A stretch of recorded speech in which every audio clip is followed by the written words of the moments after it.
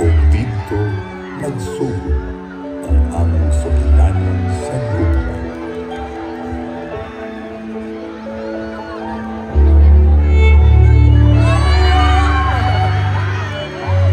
Ang lechon mao ang giusa sa among mga kasing-kasing. Among mabati ang kainit sa gugma na nagpahiusa kanan. Sama sa kalamit sa lechon na dili mapulma. Ang lechon dili lang pagkain, apan simbolo sa panaghiusa, gugma o paglago na magpadayon hangtod sa kahantunan.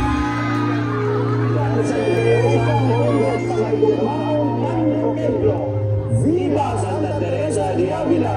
Viva Alat Kinasal Festival! Here's entry number 1. Nagkayusang bundok sa mahigugmaong talisaynon sa Canro Quedro.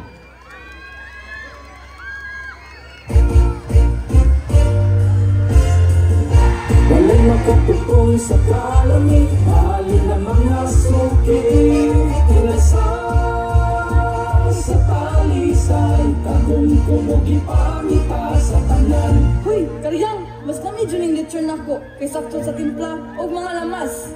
Hoy, Kordapya! Mas lami dyan yung lechon ako kay guwapa, kagubgub, ug pag-upa.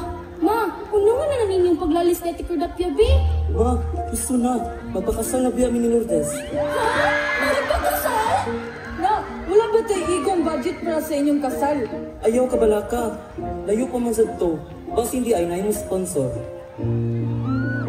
Ala, si Mayor! May udto ninyo diha. Nam, ikaw ba'y karyang? Oo, ako mayor. Ikaw po'y si Kordapya nam? Oo, ako mayor. Kay kamumang yung duha, ang banggi itang maasalay, pwede ba kung mag-order ninyo lechon nam? Pwede kayo, Mayor! 20 ka bukang akong ordiron para sa kasalan ng bayan. Kasalan ng bayan? Nakadungog ko na problema mo sa kasal sa inyong mga anak. Mao lagi, Mayor, oy! Wala pa mang good budget? Ayaw na mong kagul anak, kay ato na silang apilun. Salamat kayo, Mayor, ha? Tara, maghalat din na sa lahat!